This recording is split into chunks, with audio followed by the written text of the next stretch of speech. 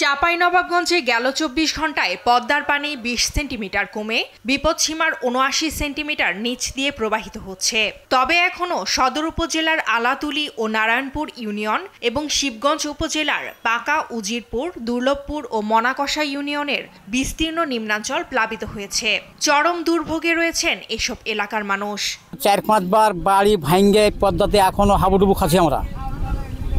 আমাদের chairman member কেউ আমাদের দিকে ঘুরে তাকায় না। গ্রাম গোটায় ডুবে আছে আজ ২০ দিন থেকে। চিকিৎসা নাই, ওষুধ নাই, পানি নাই, কিছু নাই। বিভিন্ন শাকসবজি ছিল, ভেন্ডি ছিল, এগুলো বন্যা পানিতে ডুবে গেছে।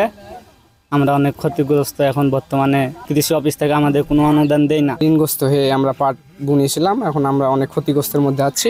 রোগ সব খুব বেশি হয়ে গেছে বন্যাতে। সিরাজগঞ্জে কমতে শুরু করেছে যমুনা নদীর পানি।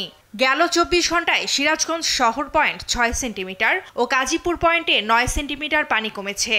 পানি কমে শহর পয়েন্টে বিপদসীমার ৪২ সেন্টিমিটার নিচে এবং কাজীপুর পয়েন্টে বিপদসীমার ৮১ সেন্টিমিটার নিচ দিয়ে প্রবাহিত হচ্ছে।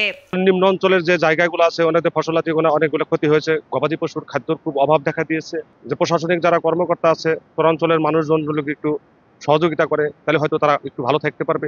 লালমনিরহাটে তিস্তার ডালিয়া ব্যারেজ পয়েন্ট দিয়ে পানি বিপদসীমার ৪৪ সেন্টিমিটার নিচ দিয়ে প্রবাহিত হচ্ছে। পানি নেমে যাওয়ায় নদী পাড়ে ফুটে উঠেছে বন্যার ক্ষতচিহ্ন। টানা ৩ দিন পানিতে ডুবে ক্ষতিগ্রস্ত হয়েছে আমন, বীজতলা ও মৌসুমি ফসল। ক্ষতি হয়েছে গ্রামীণ কাঁচা পাকা সড়কেও। পানি কমতে শুরু করায় দেখা দিয়েছে ভাঙন। এ পর্যন্ত ৩ বার বন্যা হয়েছে এবং শেষ সময় যেটা বন্যা হলো এটা মারাত্মক আকার ধারণ করছিল।